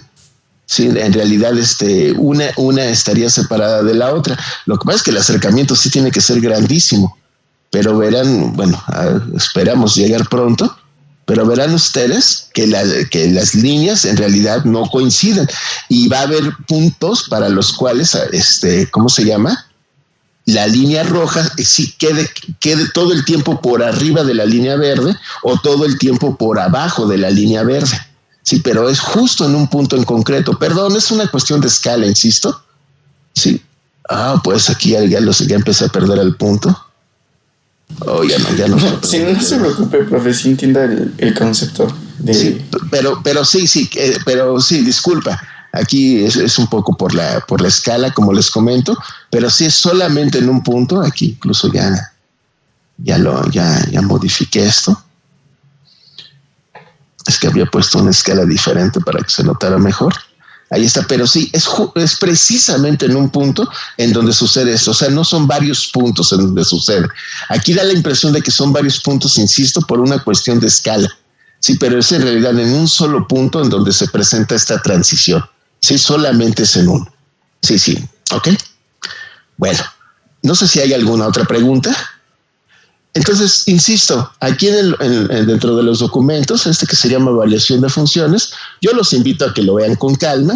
Aquí tenemos todas las definiciones que les he estado platicando. Algo que no mencioné, y sí está en el documento, tiene que ver con una cosa que se llama monotonía. La monotonía de una función simplemente indica si la función es creciente o la función es decreciente. Entonces decimos que una función es monótona creciente cuando siempre está creciendo y monótona decreciente, pues cuando siempre está decreciendo. Recuerden que monótono significa sin cambio. Monótono es que siempre es lo mismo. Entonces, cuando hablamos de una función creciente, estamos diciendo que todo el tiempo está creciendo y por eso se llama monótona. O si siempre está decreciendo, pues si como siempre está decreciendo, siempre tiene ese mismo comportamiento, también decimos que es monótona pero decreciente. Y aquí están las definiciones, que era justo lo que les comentaba, ¿no? Si escogemos, para que una función sea creciente, si escogemos dos números sobre el dominio, si me permiten, voy a usar esta gráfica para apoyarme. Déjame hacer esto un poquito más pequeño. Un poquito nada más para que quepa. Si yo considero dos funciones, disculpen, es que tengo el menú de Zoom y no me dejaba ver esto que está aquí abajo. Esto es lo que quería modificar. Ahora sí. Sí. Si yo considero dos valores, uno a la izquierda y uno a la derecha aquí sobre el eje, y yo comparo el valor de las funciones y veo que la función en el valor que está a la izquierda es más chiquito que el que está a la derecha, pues yo sabré que en ese intervalo la función es creciente, que es justo lo que les platicaba hace rato. Y si yo al comparar veo que la función en x1 es más grande que en x2, pues querrá decir entonces que la función está bajando y por lo tanto será monótona pero decreciente. ¿Sí? Entonces aquí en este caso, como pueden ver ustedes, aquí lo indica, ¿sí? La función es creciente en estos intervalos. Aquí noten que en -1 es donde tengo el máximo, en 1 es donde tengo el mínimo relativos. Entonces la función es creciente de -infinito hasta -1. Pero vean que el intervalo es abierto. Sí, porque en -1 la función no es creciente ni decreciente. En el máximo la función no crece ni decrece, está justo, digamos, en un punto de transición. Sí, pero en todos los puntos que están a la izquierda de -1 la función es creciente. Y luego todos los puntos que están después de 1, la función vuelve a ser creciente. Y la función es decreciente en el intervalo que va de -1 a 1. Que insisto, es justo lo que estábamos comentando. Y aquí viene este teorema, que lo mencionamos rápidamente, Donde la función es creciente, la derivada es positiva. Donde la función es decreciente, la derivada es negativa. Y aquí viene pues una serie de definiciones, ¿no? Que es lo que les estaba comentando. El punto F, en donde la función vale 0, se llama precisamente valor crítico. El valor crítico, esos son aquellos puntos del dominio donde la derivada vale 0. Esto no lo he mencionado todavía, pero bueno, aprovechando que estamos viendo el apunte, también lo comento. Si la derivada vale 0 o si la derivada no existe, en cualquier caso se llama valor crítico o punto crítico. Lo correcto es valor crítico, pero típicamente también se le llega a llamar punto crítico. Insisto, son los valores de X donde la derivada vale 0. Sí, y ya, y en general, bueno, esto es precisamente el tema que estamos tratando, ¿no? Aquí está la definición de máximo relativo, la definición de mínimo relativo.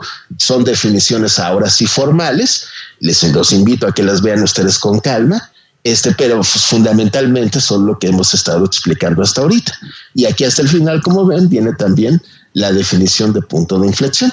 Les comento, aunque ahorita vimos su representación gráfica, resulta ser, y eso lo pondremos en práctica, lo veremos un poquito más adelante, resulta ser que los puntos de inflexión son aquellos donde la segunda derivada es igual a 0. Esa es la verdadera definición de punto de inflexión. Aquellos puntos en donde la segunda derivada de la función vale 0, es decir, tomemos a la función, la derivamos y luego la volvemos a derivar, esa es la segunda derivada. En esos puntos es donde tendremos los puntos de inflexión, y por algo que vamos a ver a continuación, veremos que son precisamente donde la gráfica cambia de concavidad y donde la recta tangente atraviesa precisamente a la gráfica. Insisto, si recuerdan, esto lo comenté hacia el final de la explicación por una pregunta que tuvo nuestra compañera. Les decía que lo iba a comentar por esa pregunta, pero en realidad lo vamos a estudiar apenas vamos para allá. Por definición, por el momento, cuando la segunda derivada es igual a 0, tendremos precisamente los llamados puntos de inflexión. Y aquí viene a continuación el que se conoce como criterio de la primera derivada. El criterio de la primera derivada, pues establece una vez más lo que les estaba comentando. Si nosotros vamos a poner que tenemos un valor crítico y suponemos que tenemos un máximo, sí, que correspondería a este caso. La primera derivada antes del máximo va a ser positiva y después va a ser negativa. Eso es precisamente lo que dice este apunte. Sí, si tenemos un punto, este sería el valor crítico, en donde voy a tener el valor máximo, X1 está a la izquierda, X2 está a la derecha, veremos que la derivada a la izquierda será positiva, a la derecha, y a la derecha será negativa, que es justamente esto que les estaba comentando aquí. Y una definición semejante aplica naturalmente para el valor mínimo relativo. Entonces, digamos, todo lo que les platicé ahorita lo pueden encontrar escrito con sumo detalle en el apunte que les estoy compartiendo. Ok, bueno, nada más se los quería mostrar. Y un resumen de todos estos conceptos, de todas estas ideas, yo lo preparé en esta diapositiva. Verán, aquí tenemos pues prácticamente todos los elementos de los que estamos hablando, de los que hemos estado hablando. Aquí, como lo dice, A, B y C, en este caso, son los valores críticos de la función, es decir, los valores donde la derivada vale 0. Sí, vean que aquí la derivada valió 0 cuando la evaluamos en A, la derivada valió 0 cuando la evaluamos en B, y la derivada valió 0 también cuando la evaluamos en C. En A y en B tenemos extremos relativos, en A tenemos un máximo relativo, en B tenemos un mínimo relativo, pero en C no tuvimos extremo relativo. Recuerden, cuando digo extremo me refiero genéricamente a los dos, al máximo o al mínimo. ¿Sí? En C no tuvimos un extremo relativo, tuvimos un punto de inflexión, ¿sí? que era lo que estábamos comentando. El valor máximo de la función es esta altura, este es el valor máximo de la función. Recuerden, si esto representara la guapura de alguien, este es tan guapo como el valor que está aquí representado. Y el valor mínimo de la función corresponde también a este resultado. Recuerden, estoy hablando del valor de la función. Los resultados de la función se manifiestan aquí sobre el eje de las Y. este es el máximo relativo, este es el mínimo relativo. Y noten que este no fue ni máximo ni mínimo relativo, porque, insisto, no corresponde a un valor extremo. Simplemente es la coordenada y de este, que es el punto de inflexión. De hecho, aquí se señala el punto P, que tiene coordenadas C para X y F de C para Y, es un punto de inflexión de la función. No es ni máximo ni mínimo, ¿sí? Y finalmente aquí podrán ver ustedes que en el apunte se llama criterio de la primera derivada. Si yo evalúo a la derivada antes del punto crítico, antes del valor crítico, y lo evalúo después del valor crítico, notaré que la derivada cambió de positiva a negativa. Y en el mínimo venía siendo negativa y la derivada cambia a positiva. Donde tenemos ese cambio en la monotonía de la función. Sí, donde tenemos ese cambio en la monotonía de la función, insisto, aquí es monótona creciente y se convierte en monótona decreciente. Aquí teníamos monótona decreciente y se convierte en monótona creciente. Donde tenemos esos cambios de monotonía, tendremos los valores máximos y mínimos. Vean que en el punto de inflexión, antes del punto, hay un micrófono abierto, ahí les comento. Por favor, chéquenlo, por favor. Bueno, ahorita les digo, ya lo cerró, perfecto. Antes del punto de inflexión, vean que la derivada es positiva. Después del punto de inflexión, la derivada sigue siendo positiva. Precisamente como no hubo un cambio en la monotonía, fíjense que la gráfica siguió siendo monótona creciente, no hubo un cambio en esa monotonía, es que tenemos precisamente nuestro punto de inflexión.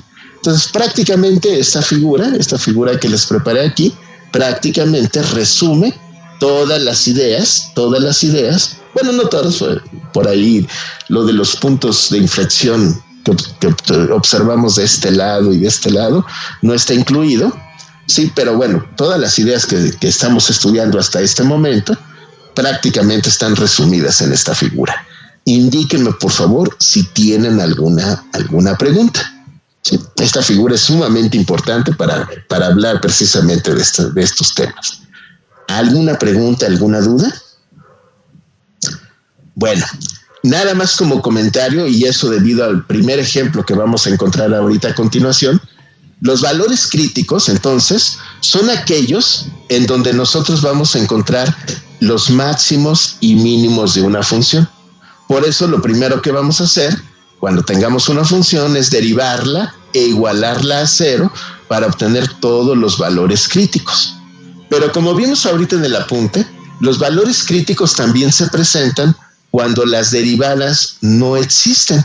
Si me permiten, aunque aquí lo voy a hacer nada más de manera visual, piensen ustedes en la gráfica del valor absoluto. El valor absoluto, ¿se acuerdan? Tiene de este lado, es una recta que va bajando aquí y llegando al origen de coordenadas, en lugar de que sea una recta creciente, se convierte en una recta creciente. Verán ustedes que la derivada por la izquierda es negativa y la derivada por la derecha es positiva.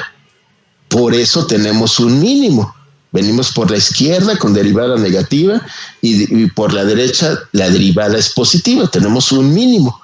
Pero en el punto mínimo, la derivada no existe. Porque recuerden que la derivada es un límite. No se nos debe olvidar eso. La derivada es un límite. Y el límite por la izquierda es un número negativo y el límite por la derecha es un número positivo. Acuérdense que para que los límites existan, el límite por la izquierda debe ser igual al límite por la derecha. Por eso, a los puntos en donde la derivada no existe, también se les considera puntos críticos, porque también en esos puntos podemos obtener máximos o mínimos. Es decir, los máximos o mínimos se van a presentar, ¿cierto?, donde la derivada valga cero, pero también se pueden presentar, insisto, donde la derivada no existe, como en el caso del valor absoluto, o como en el caso del primer ejemplo que vamos a resolver a continuación. En realidad ya lo tengo resuelto, nada más que quería comentarlo, y aquí está, en estas definiciones, aquí está precisamente la definición de valor crítico. Insisto, son aquellos valores que están en el eje de las X, en donde la derivada vale cero o donde la derivada no existe. Y justamente en esos valores críticos, es donde vamos a observar la presencia de valores máximos o mínimos relativos. O también puede haber un punto de inflexión, como nos sucedió ahorita. Muy bien, esa es prácticamente, falta un poquito más, pero esa es la teoría que nosotros necesitamos para determinar los máximos y mínimos de una función. Y lo voy a ejemplificar precisamente con el siguiente ejercicio. ¿Sí? Es el ejercicio número 1. Dice así: mediante el criterio de la primera derivada, o sea, como les acabo de platicar ahorita, hay que determinar los valores extremos relativos. Recuerden, extremos es una generalización, es decir, hay que encontrar el máximo y el mínimo, los máximos y mínimos relativos de la función que tiene esta regla de correspondencia. Indíqueme si hay alguna pregunta antes de que vayamos a ver la solución. Bueno, parece que no. Entonces comenzamos. Pongan mucha atención, por favor. El problema ya está aquí totalmente resuelto. De todas maneras, déjenme, lo vamos a ir comentando poco a poco. Pongan mucha atención. El ejercicio es ¿sí? Y aquí viene la solución. Para poder resolverlo, lo que voy a hacer es que voy a representarlo de una manera ligeramente distinta. La raíz cúbica, desde mi punto de vista, aunque si no lo comparten no tienen que hacerlo así, pero creo que se resuelve más fácil, se encuentra más fácil su derivada si se expresa esta raíz cúbica como exponentes fraccionarios. Esta raíz cúbica de x menos 3 al cuadrado se puede escribir como x menos 3 a la 2 tercios. ¿Sí? Y luego menos 2, como dice aquí. Esa es la misma función, es la misma regla de correspondencia, pero desde mi punto de vista es mucho más fácil de derivar. Recuerda, vamos a buscar los valores críticos, es decir, los valores donde la derivada vale 0 o donde la derivada no existe. Entonces, ¿qué es lo que tenemos que hacer? Pues encontrar la derivada. Derivamos esta función y me va a quedar, utilizando la regla de derivación de la potencia, me va a quedar 2 tercios, ¿sí? 2 tercios multiplicado por esta base que es x menos 3 a la 2 tercios menos 1. Recordarán que esa es la regla de derivación de una potencia.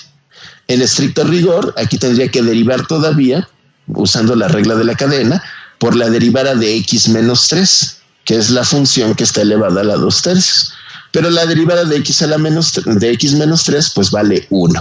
La derivada de x vale 1, por lo tanto ya no es necesario escribirlo, pero aquí en principio debería ser por la derivada con respecto a x de x menos 3, de acuerdo a la regla de la cadena, menos la derivada de 2, pero 2 es una constante, así que la derivada de 2 vale 0.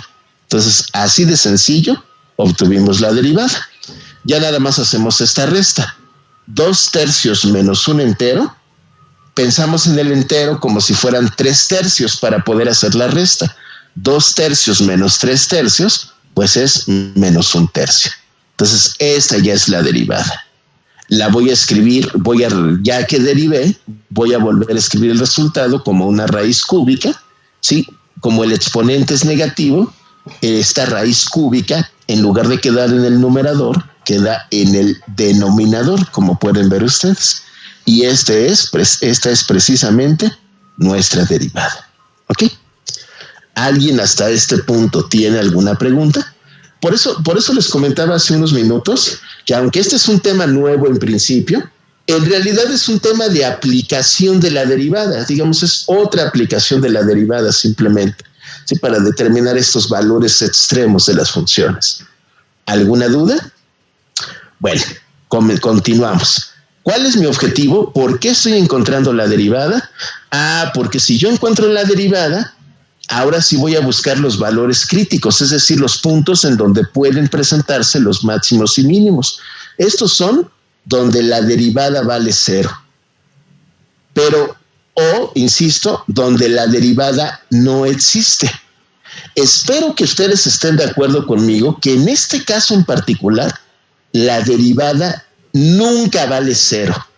Porque para que la derivada valiera 0, vean que esto es un cociente. Para que una división valga 0, el número del numerador, o sea, el de arriba, tendría que ser igual a 0. Yo les pregunto, ¿para qué valor de x qué valor de X provoca que el número de arriba se vuelva cero? Pues ninguno. X afecta al número de abajo, pero no afecta para nada al número de arriba. Entonces, sí es cierto, un punto crítico lo encontraríamos cuando la derivada valiera cero, pero en este caso, la derivada nunca va a valer cero. ¿Eso quiere decir que esta función no tiene puntos críticos?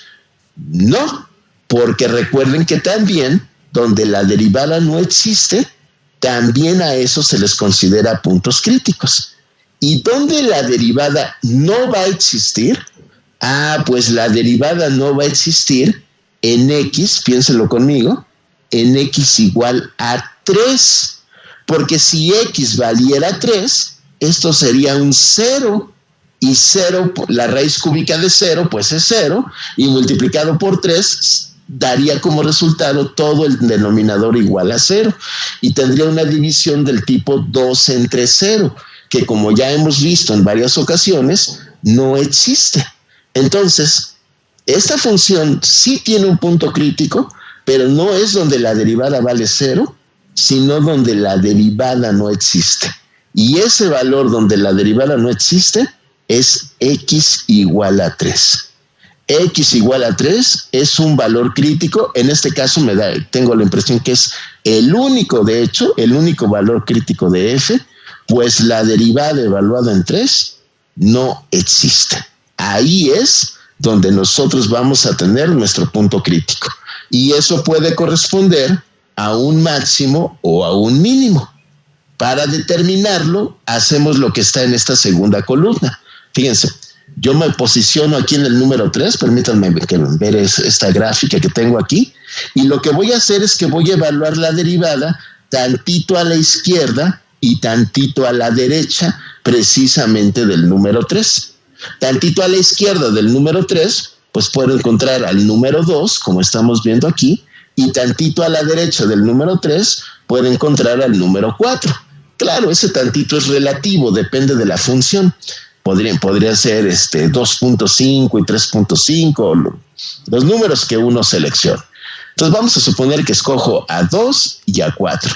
Entonces tomo a la derivada y la evalúo precisamente en el número 2. Y al evaluarla en el número 2, fíjense que aquí, esta es la expresión de la derivada, no se les olvide. Si X vale 2, aquí me quedaría 2 menos 3 es igual a menos 1. Por lo tanto, aquí tendría 2 entre 3 por la raíz cúbica de menos 1.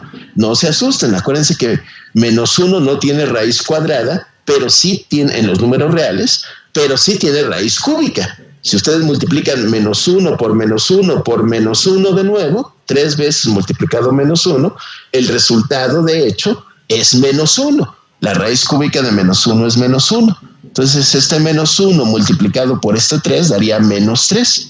El resultado de esta derivada es menos 2 tercios. Noten que la derivada evaluada en 2 es negativa. Eso quiere decir que antes del número 3, la función venía bajando, era decreciente. Recuerden que si la derivada es negativa, la función es decreciente. Permítanme regresar a la pizarra anterior. Cuando la derivada es negativa, cuando la derivada es negativa, la función va siendo decreciente, como en este pedazo que estamos marcando aquí. Sí, regresando aquí a esta otra pizarra, veremos ahora que si evaluamos a la derivada ahora a la derecha, en el número 4, aquí me quedará 4 menos 3, pero 4 menos 3 es 1, la raíz cúbica de 1 pues es 1, y este resultado sería 2 tercios, que es un número positivo. ¿Qué quiere decir entonces? Antes del número 3, ¿sí? Antes del número 3, la función era decreciente. Después del número 3, la función es creciente. Por lo tanto, ¿qué va a pasar en el número 3? Si primero venía bajando y luego va subiendo, ¿qué es lo que va a pasar en el número 3? Pues en el número 3 vamos a tener un mínimo. Ahí necesariamente vamos a tener un mínimo en el número 3, ¿sí? De acuerdo al criterio de la primera derivada, ¿sí? ¿Y cuánto va a valer ese mínimo? Bueno, lo que tenemos que hacer para determinar el valor del mínimo es simplemente evaluar a la función. Hagan de cuenta que este es el valor b, yo evalúo a la función y evaluando a la función obtengo precisamente el valor mínimo de la misma. Si para obtener este valor, este es el valor mínimo, necesitamos simplemente evaluar a la función en el punto crítico, que para este ejemplo es el número 3. Entonces vean, uso las derivadas, evalúo las derivadas para saber si la función crece o decrece y evalúo a la función para determinar pues precisamente el valor que toma esta función en el punto crítico, que es igual a 3. Entonces, si tomamos a la función y la evaluamos en 3, verán ustedes que me va a quedar 3 menos 3, que sería 0 a la 2/3, menos 2. La función evaluada en 3 vale precisamente menos 2. Y entonces lo que yo sé es que menos 2 es el valor mínimo de esta función. Mínimo relativo, y en este caso, atendiendo el comentario que hizo uno de nuestros compañeros hace ratito, además de ser mínimo relativo, también es mínimo absoluto. Si hacemos la gráfica de esta función en GeoGebra, veremos que la gráfica tiene este aspecto. Sí, así como de una especie de valor absoluto, pero como que curvado, como pueden ver ustedes. Noten ustedes, por favor, que insisto, como todavía se ve aquí de este lado, antes del número 3, la función era decreciente, por eso la derivada en todos estos puntos sale negativo, en particular en el número 2, y después del número 3 la función es creciente, por eso la derivada salió positiva en el número 4. Noten que si evaluamos a la función en el número 3, efectivamente el resultado es menos 2. Y muy importante, ¿cuánto vale la derivada aquí? La derivada aquí no existe, porque si yo derivo por la izquierda, insisto, tendría un valor dependiente, véanlo por favor, un valor dependiente negativo. Y si yo derivo por la derecha, recordando que la derivada es un límite, si yo derivo por la derecha, la recta tangente sería esta. Como que en este mismo punto, como pueden ver, hay dos rectas tangentes, una decreciente y otra creciente, sí, en este mismo punto. Eso quiere decir que la derivada por la izquierda es una, la derivada por la derecha es otra. Por lo tanto, como la derivada es un límite, la derivada total, sin importar la dirección, no existe. Y por lo tanto, ahí también podemos tener un valor mínimo para la función, que es precisamente lo que estamos obteniendo. Les muestro la pantalla completa, con la solución completa, por si quieren ustedes tomarle captura. Esa sería la resolución del ejercicio. Indíquenme por favor, si tienen alguna pregunta con este problema en particular y con su resolución. Adelante, los leo o los escucho. Aquí tengo algo en el chat, déjenme ver. ¿Cómo obtuve el valor crítico? Sí, el valor crítico sí es cierto. Hay dos definiciones. Bueno, es una sola definición, pero hay dos casos. El valor crítico se obtiene cuando la derivada vale 0, en el valor de x, donde la derivada vale 0, pero no es la única forma. También es el valor de x, donde la derivada no existe. Insisto, para esta derivada nunca es igual a 0, porque lo que se necesita para que esa derivada sea 0 sería que el número de arriba se volviera 0. Yo les pregunto, como lo hacía hace rato, ¿para qué valor le tengo que dar a x para que el número de arriba se haga 0? Pero no importa cuánto le den a x, el número de arriba no se va a hacer 0. X solamente está haciendo variar al número de abajo, como pueden ver ustedes. Entonces, ¿dónde la derivada va a ser igual a 0? No existe. Nunca va a ser igual a 0 la derivada. Vean, para esta función no tengo nunca tengo que la recta tangente sea horizontal. Nunca la recta tangente es horizontal. La derivada nunca vale 0. Sin embargo, sí existe un valor de x para el cual, como estamos viendo, la derivada no existe. ¿Cómo sabemos eso? Porque yo sé que 2 entre 0 no existe. ¿Y cuándo tendría precisamente yo 2 entre 0? Pues cuando x valiera 3. Si x vale 3, vean, aquí me quedaría 3 menos 3 igual a 0. La raíz cúbica de 0 sigue siendo 0 y 0 por 3 es igual a 0. O sea, si x vale 3, la derivada valdría 2 entre 0. En otras palabras, en el x igual a 3, la derivada no existe, porque 2 entre 0 no existe. Y esa es la otra definición de punto crítico. Sí, insisto, no nada más vamos a tener puntos críticos, insisto, donde la derivada valga 0, sino también donde la derivada no exista. Esa es la verdadera definición de punto crítico. Indícame, por favor, si contesto tu pregunta, Eli. Y luego Javier pregunta, dice, ¿por qué cuando reemplazamos los valores de 2 y 4 en la derivada le puso a x menos 1 y 1 en vez de 2 y 4? A ver, reemplazamos los valores de... No, simplemente fue por llamarles de alguna manera. O sea, a este punto lo llamé x1, pero así se llama, es, digamos, la primera X que considero, la X de la izquierda, y a la otra X le llamé X2, es la primera X y la segunda X. Es decir, la X que está a la izquierda vale 2, y yo le llamé X1, y la X que está a la derecha vale 4, pero se llama X2.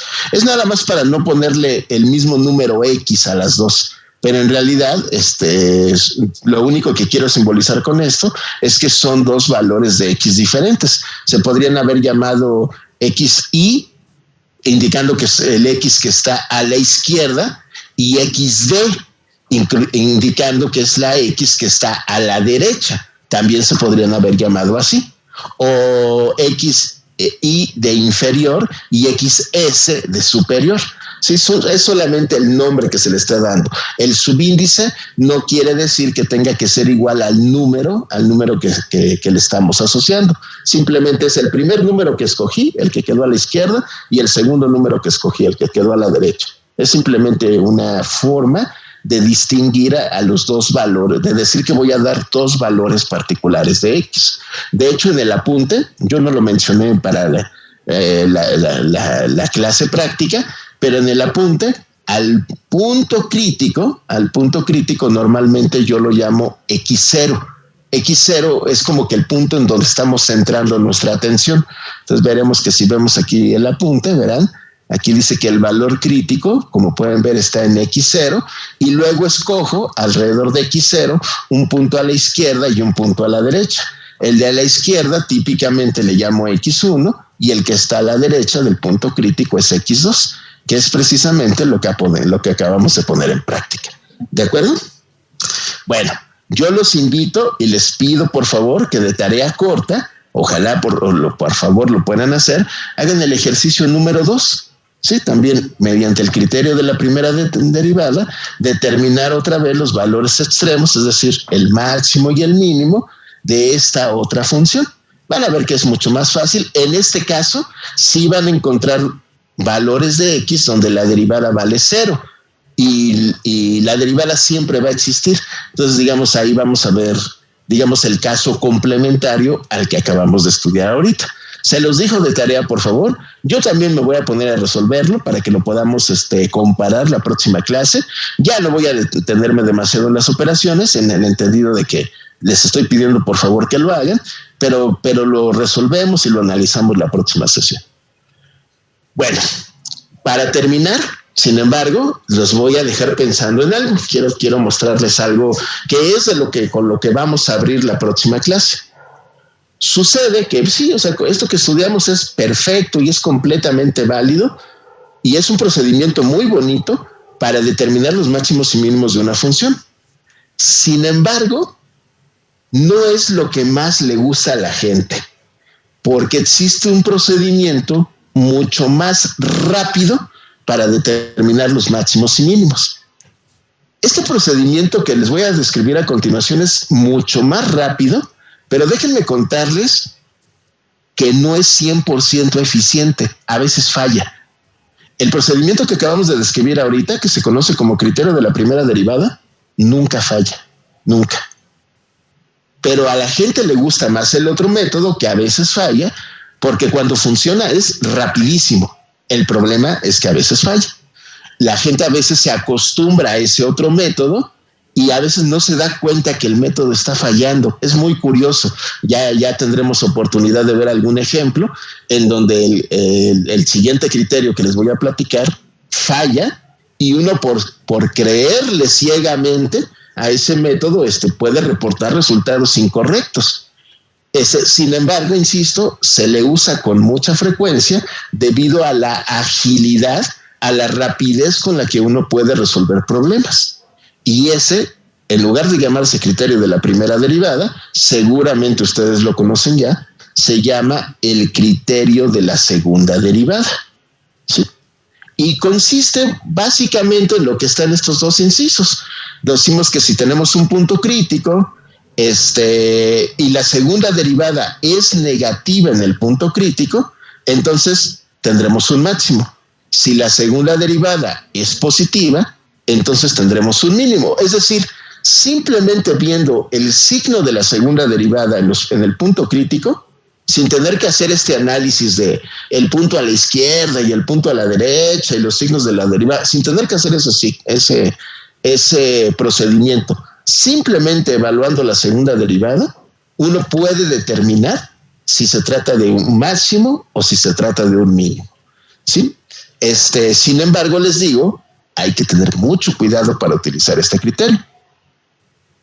Dice, hay una pregunta al margen, dice, profesor, ¿sería correcto representar el valor mínimo máximo en sus coordenadas?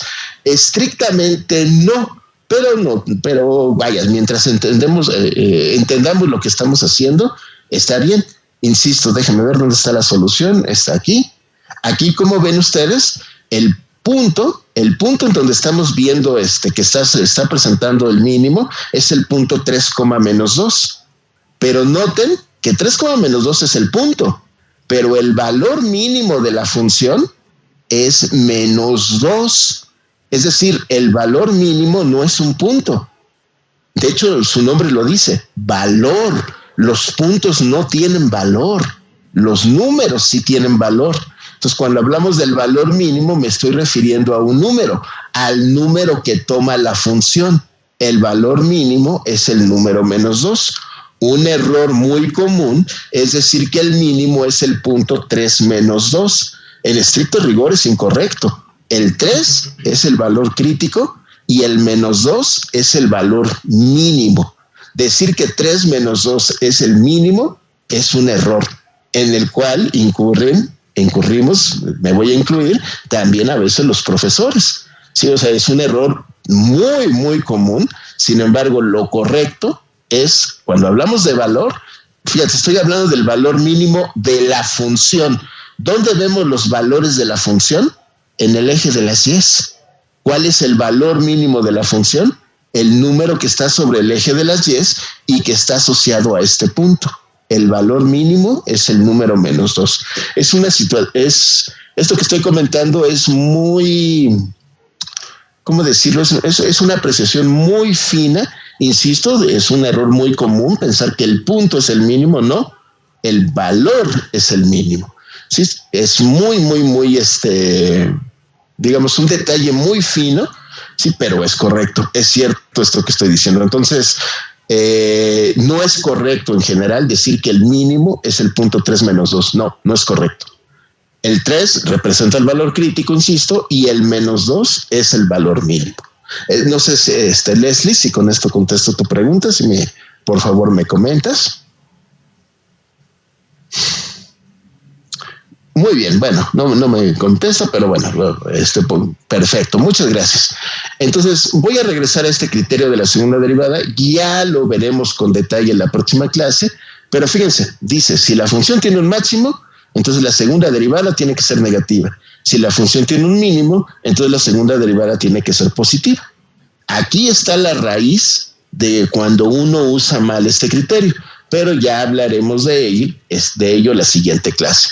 Ahorita les voy a explicar por qué es que sí funciona, o bueno, cuando funciona, por qué funciona este método. Pongan mucha atención, por favor. Aquí en esta pizarra, ¿sí? Aquí lo que estoy ilustrando, quiero que vean, por favor, es la gráfica, ¿sí?, de una función que tiene un mínimo, en este caso en el origen, y acá otra función que tiene un máximo en el origen. Sí, piénsenlo conmigo, por favor. Esto que voy a ver es muy sencillo y desde mi punto de vista es muy, muy, muy bonito. Observen, por favor. Vamos a concentrarnos en esta que tiene un mínimo en el origen, nada más tomándola como ejemplo. Esta sería la gráfica de la función. Por favor, pongan mucha atención. En todos los puntos que están aquí a la izquierda del mínimo, todos los puntos que están a la izquierda, la derivada, como pueden ver, es negativa. Y todos los puntos que están a la derecha de este punto, donde tenemos el valor mínimo de la función, su derivada es positiva. Claro, ese es el criterio de la primera derivada, ¿no? Derivada negativa cambiando a derivada positiva. Ok, si nosotros hacemos la gráfica de la derivada, observaremos entonces este comportamiento. Vean, de este lado, la derivada es negativa. Vean, estoy graficando a la derivada de la función, no como recta, no como la pendiente de la recta tangente, sino como una función ella misma. Recuerden que la derivada también es una función. Entonces vemos que aquí a la izquierda del eje de las y's es negativa, pero se está acercando a ser cero. Se está acercando a ser cero cuando aquí se vuelve horizontal. Entonces en el origen, la derivada se está acercando y de hecho llega a su valor cero.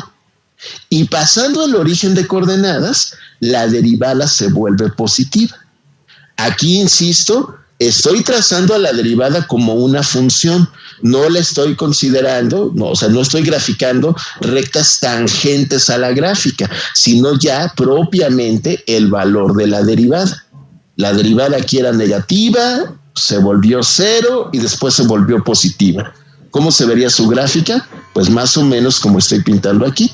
Primero era negativa, se volvió cero y después fue positiva. ¿Ok?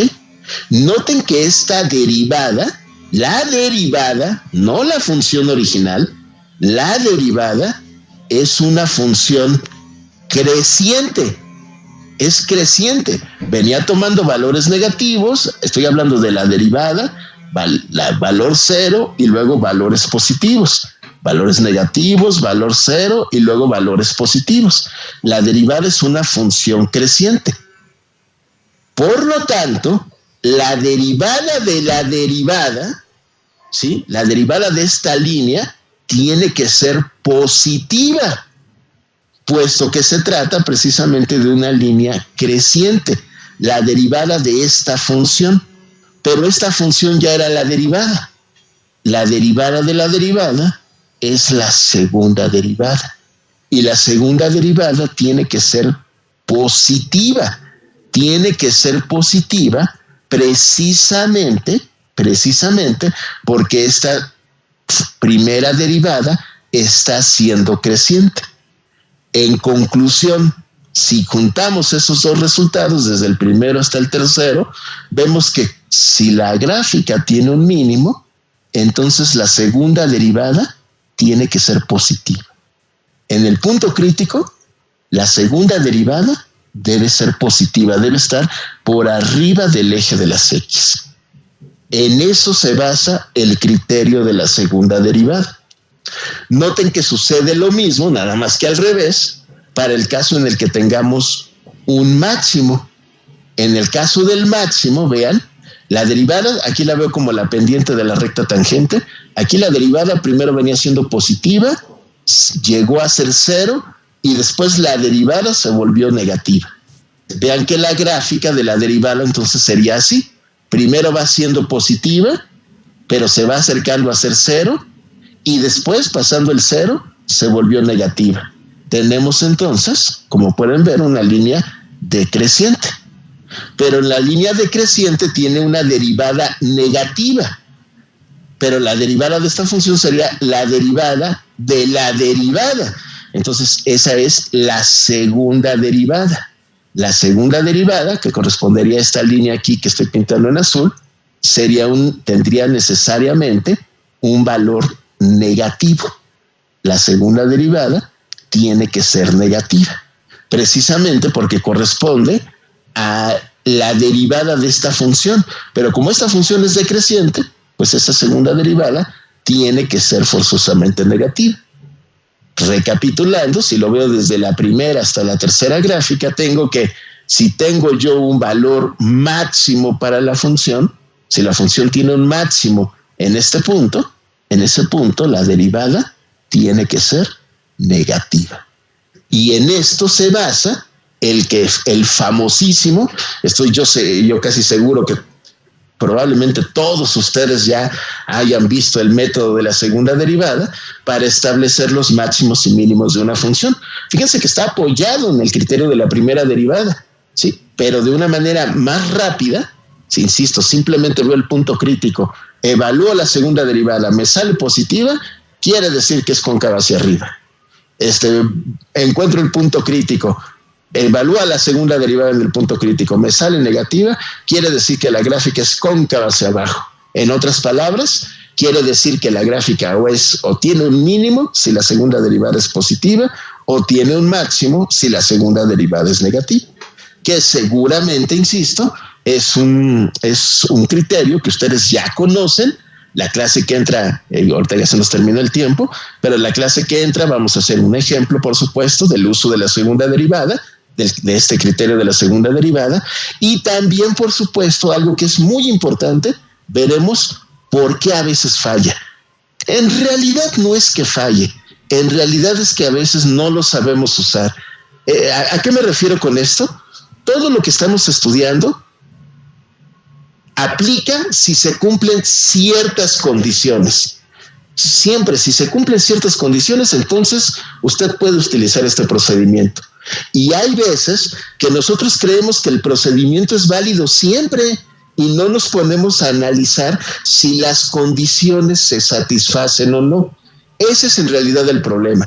No es que el criterio de la segunda derivada esté mal, es más bien que no siempre se satisfacen las condiciones para que el criterio pueda ser usado. ¿Cuáles son esas condiciones? Insisto, aunque hablaremos de ello con más profundidad la próxima clase, aquí están. Si la función tiene un máximo relativo, entonces la segunda derivada es negativa. Si la función tiene un mínimo relativo, entonces la segunda derivada es positiva. Es decir, estamos partiendo del hecho de que existen los extremos relativos. O sea, estoy partiendo del hecho de que sí existen los extremos relativos. Entonces pasa esto, porque vamos a encontrar situaciones en donde la segunda derivada, por ejemplo, sea positiva y yo no tenga extremos relativos. Sí, insisto, de eso ya platicaremos la próxima sesión. Sí, aquí en el apunte encontrarán también esta gráfica, de hecho de ahí la tomé. Sí. Y de esto ya platicaremos más la próxima clase. Cuando la segunda derivada vale 0, no podemos concluir nada. Vean que no dice si la segunda derivada vale 0, entonces pasa esto. No, si la segunda derivada vale 0, no podemos, ese criterio no nos sirve y tenemos que usar el criterio de la primera derivada. Insisto, ya hablaremos de eso con más detalle en la siguiente clase. Y naturalmente, como la segunda derivada habla de la concavidad de la curva, sí, ya podremos definir ahora sí de manera formal qué es eso de concavidad, que ahorita lo mencioné brevemente a raíz de la pregunta que nos hizo nuestra compañera Eli. Sí, por eso lo mencioné brevemente, pero la concavidad, como pueden ver ustedes, tiene que ver con el signo de la segunda derivada. Si la segunda derivada es positiva, la gráfica es cóncava hacia arriba; si es negativa, es cóncava hacia abajo. Y bueno, los ejemplos ya los estudiaremos la siguiente sesión. Muy bien, no sé si hay algún último comentario, alguna última pregunta ya para despedirnos. Parece que no. Les encargo mucho el ejercicio de tarea corta, por favor. Recuerden, el ejercicio 2 del criterio de la primera derivada. Se los encargo mucho. Yo también lo voy a hacer para que lo podamos comparar. Y bueno, pues con esto me despido. Les agradezco muchísimo su atención. Nos vemos entonces el próximo viernes. Por aquí nos encontramos. Muchísimas gracias. Que tengan un excelente día. Muchísimas gracias. Hasta la próxima. Hasta la próxima. Muchas gracias, profe. Hasta luego. Muchas gracias, profe. Hasta luego.